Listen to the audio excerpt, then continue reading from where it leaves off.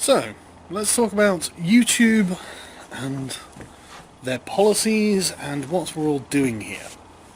So I think it's important to understand that we're not here because YouTube wants us to be here. We're here because we want to be here.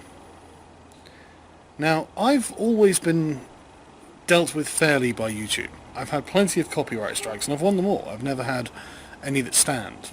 And it's always been a slow process. It's always been difficult to get in contact with anyone from YouTube. I think I've only ever had like one email from someone at YouTube regarding these issues.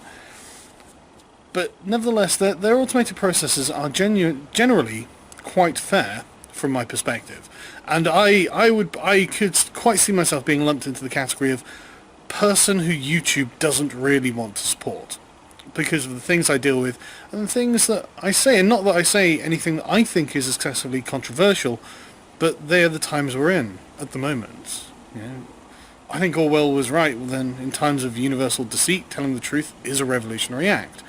And I think we're in those times. I genuinely think we are. We've come to the point where we are legitimately seeing conservatives censored from social media for their perspectives. Now, you know, not being conservative, it shouldn't bother me, but I'm also the wrong kind of liberal. So this is starting to affect everyone. And I mean, Philip DeFranco is the least controversial person I can think of. I've only watched a couple of his videos, but he is so clearly not a man out to cause trouble, and he genuinely wants to discuss the issues. He's obviously not like a racist or a sexist or a homophobe or any of these other terms, and so victimizing him seems like an odd move by YouTube, especially given how big his channel is. But he's not really in the sort of group of the sort of community that we're in. And I mean, everyone calls it a community. We might as well accept that it is. At least it has that formation in people's minds. I don't know. I've heard it termed the skeptosphere, which, okay, fine. I think that's a perfectly reasonable name. I think we could have a better name, though.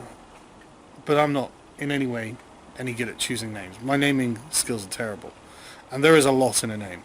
There is a lot in a name. Shakespeare's wrong. I don't care that the rose itself will smell as sweet. The name itself will put people off even trying to smell the rose. So, you know, it's a name is important. So, I would be surprised if YouTube isn't reacting to social justice pressure. And not just social justice pressure. I mean, it is technically like regressive left pressure. But I mean, for example, I put up a video the other day that was banned in certain countries. And I thought, the hell, that wasn't it was a silly video. It was the Team America one. I couldn't monetize it, obviously, it's copyrighted content, and fair enough, that's fine. I totally accept those rules. But the fact that it was banned in certain countries I found bizarre. And it was banned only in Germany. Only in Germany.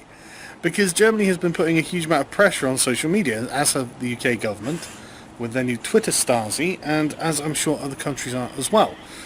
So, we've come to the point where we have to understand that we aren't going to get any special treatment from these people. They are, in fact, they're not going to really care if we go away. And YouTube is usually quite friendly to large channels because obviously they make money. But, I mean, for example, a channel like mine, less than 400,000 subscribers. That's not a big channel. You know, in the grand scheme of things, that is not a big channel. It's big for what we do and what we talk about because, well, most of the time we don't talk about things that the general public has any interest in whatsoever. They're interested in watching 30-second fights, or they're interested in watching cat videos. They're interested in watching whatever, pop stars. You know, they're interested in watching nonsense. And that's fine. You know, that's their choice. If they don't want to be engaged, then they don't want to be engaged, and that's totally their choice. But we obviously all want to be. And so we have to make the space for ourselves to be able to do this. And a lot of time that will mean playing by YouTube rules. It's just the way it's going to have to be. unless anyone wants to try making their own version of YouTube, which I'm sure nobody does. So we've got no choice. Now there's apparently there are other video streaming sites that function in a similar way to YouTube, and I'm sure they'll be fine for most people. But for people who are like myself and who do this professionally, we need to talk about what it is we're doing and why we're doing it, and I think the importance of doing it. And unfortunately, because I'm outside, you're going to get aeroplanes going over. I apologise. So, I think the first thing to be aware of is that what we're doing isn't new. What we're doing is, in fact, the same thing that Socrates did. Before, oh my god, Sargon just said he was like Socrates. Well, in method only. in action, not in brilliance, okay? I do not think I'm anywhere near as brilliant as Socrates, but we are doing the same thing. And if you read the Apology, I mean, he literally says this as well. I should have got it up on my phone. In fact, I will do exactly that. I'll get it up on my phone so I can give you exactly what he said. So in the Apology, Socrates explains how the reason he's on trial is that he went around to various groups under the oracle that he was given from Delphi, saying that he was the wisest man in Greece. And he thought, well, I don't really know anything. I can't be the wisest man. So he went around and interrogated the ideas of various other factions. He went to the sophists, he went to the poets, he went to the artisans, he went to the politicians, he went to anyone that was reputed to be wise. And he said, okay, well, explain to me what you know. And he just asked questions. He went through his Socratic method with them, and they eventually got to a point where they didn't have the answer, and they would get angry at him, and their supporters would get angry at him. And so he became hated in that community and would leave. He would then do this and go around all of these communities, and eventually became hated by all of them, except some of them. Now, he says this: this investigation has led to my having many enemies of the worst and most dangerous kind, and has given occasion to many calumnies, and I am called wise, for my hearers always imagine that I myself possess the wisdom which I find wanting in others. But the truth is, O men of Athens, that God only is wise, and in this oracle he means to say that the wisdom of men is little or nothing. He is not speaking of Socrates, he is only using my name as an illustration. As if he said, he, O men, is the wisest who, like Socrates, knows that his wisdom is in truth worth nothing. And so I go my way, obedient to the god, and I make inquisition into the wisdom of anyone, whether citizen or stranger, who appears to be wise. And if he is not wise, then in vindication of the oracle I show him that he is not wise, and this occupation quite absorbs me, and I have no time to give either to any public matter of interest or to any concern of my own. That's what he's doing. He's just interrogating their ideas, and that's what we're doing here as well. There is another thing. Young men of the richer classes, who do not have much to do, come about me of their own accord. They like to hear the pretenders examined. They often imitate me, and examine others themselves. There are plenty of persons, as they soon enough discover, who think that they know something, but really know little or nothing. And then those who are examined by them, instead of being angry with themselves, are angry at me. This confounded Socrates, they say, this villainous misleader of the youth. And if somebody asks them why, what evil does he practice or teach, they do not know, and cannot tell. But in order that they may not appear to be at a loss, they repeat the ready-made charges, which are used against all philosophers, about teachings things up in the clouds and under the earth, and having no gods, and making the worse appear the better cause. For they do not like to confess that their pretense of knowledge has been detected, which is the truth. And as they are numerous and ambitious and energetic, and are all in battle array and have persuasive tongues, they have filled your ears with their loud and inveterate calumnies. And this is the reason why my three accusers, Meletus, Anytus, and Lycon, have set upon me. Now, tell me, how much does that sound to you like Sargon is a misogynist? How many of his videos you watch? None. I would never watch his videos because he's misogynist. And so on and so forth. And I don't mind that people... I'm very pleased that people say, I watched your videos and I was inspired to do my own. I think you should. I think everyone should have a critical, inquiring mind about people making claims. Even myself, if I'm making a claim, bloody hell, you better be critical about it. I'll be disappointed if you're not. But this is the thing. We are following the footsteps of Socrates. We genuinely are. None of us are nearly as brilliant, of course. But we don't pretend to know all the answer, at least I don't. And none of the people I follow in this community seem to either. Some do, but some don't. And I think that what we're doing is important. And I think that people, as Socrates says, like to hear the pretenders examined.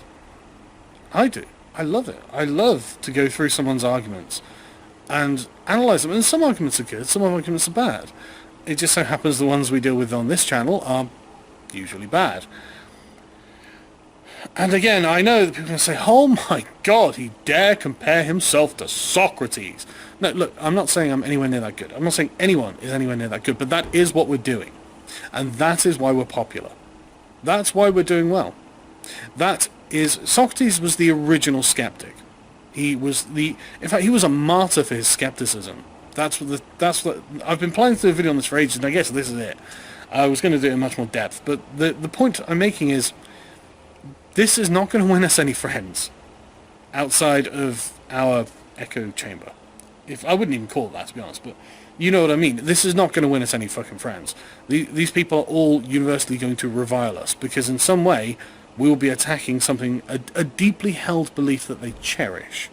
So we have to be aware that A, we're not in the driver's seat here, and B, we're going to drum up resentment against ourselves. And I think that's okay. I think it's necessary. I mean, we don't live in a society that is going to eventually put us on trial and force us to drink hemlock. So we're lucky in that way. We're not gonna be executed for blaspheming and misleading the youth, despite the fact that is what we do. So my point is, I don't expect much from YouTube.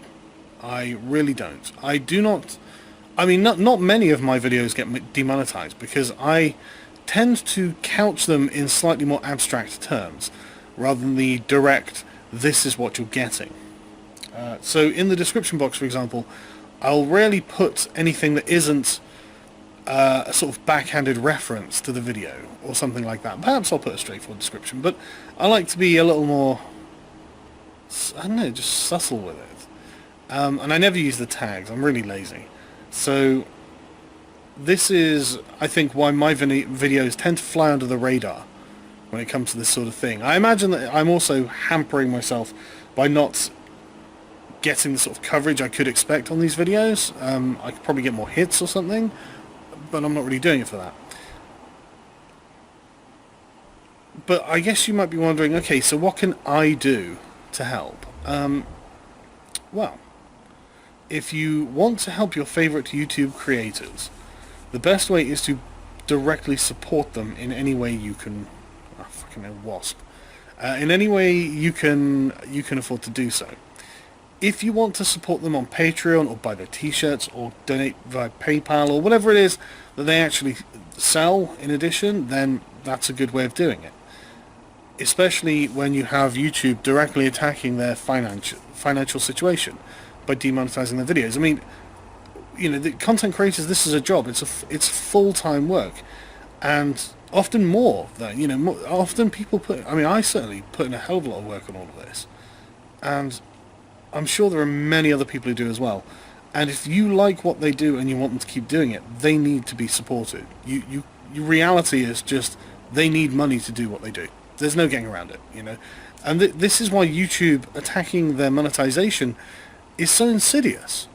It's so insidious. It's important to remember that YouTube is not censoring people. It's absolutely not. Your videos still go up, people can still watch them, you can still make your voice heard. But they are disincentivizing people. And I think a system of incentives is very, very effective for getting the result that you want.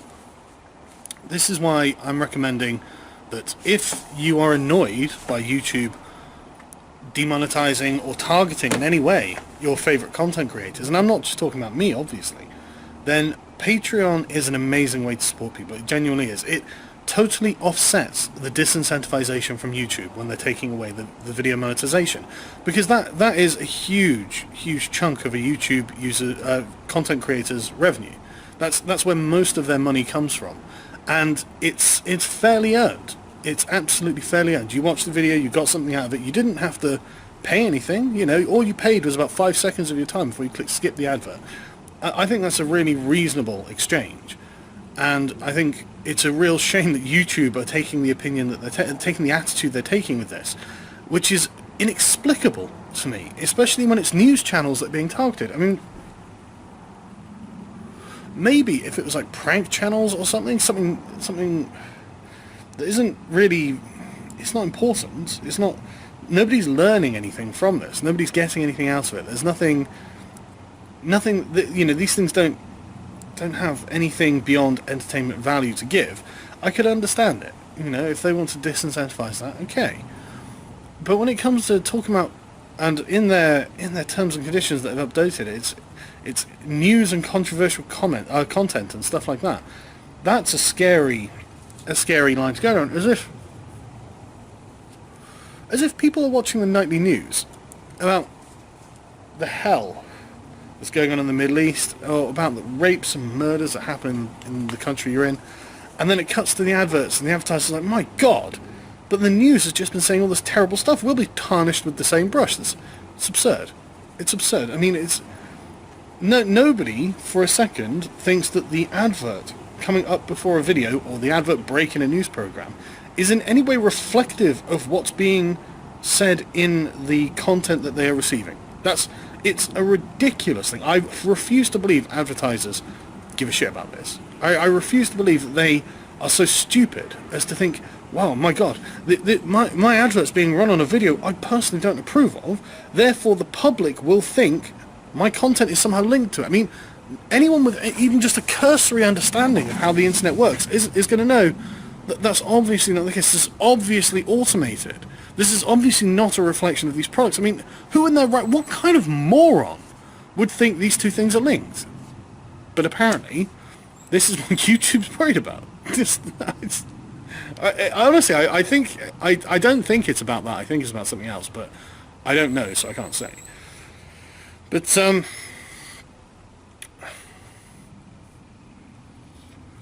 yeah, so I don't for a second think that this is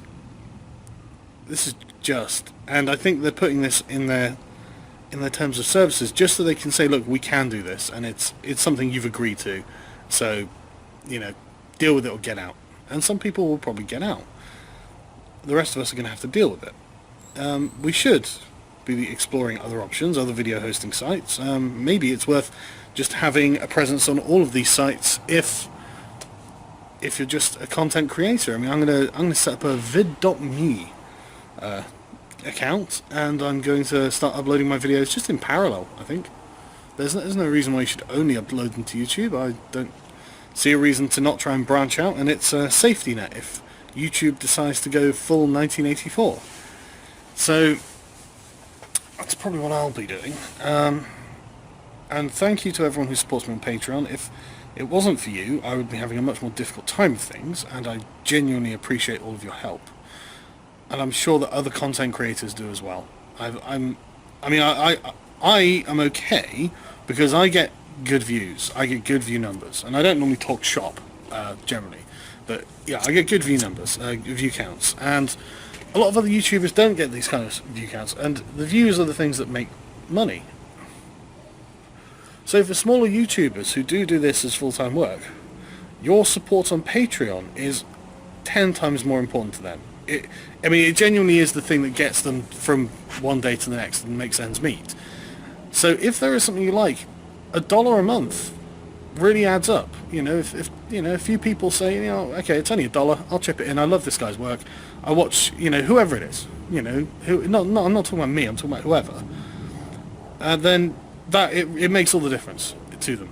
It really does make all the difference to them, and they get to live like a human being while they do work that I think is important, while they critique other people's ideas and nonsense and prevent counter arguments and counter narratives that would otherwise be ignored by the mainstream media, would be otherwise just, they would be totally whitewashed. And we've seen it dozens of times, in dozens of different communities, with dozens of different narratives, and it's something that we have to resist. And the only way we can do that is by producing content, and the only way we can produce content is if we can afford to produce content.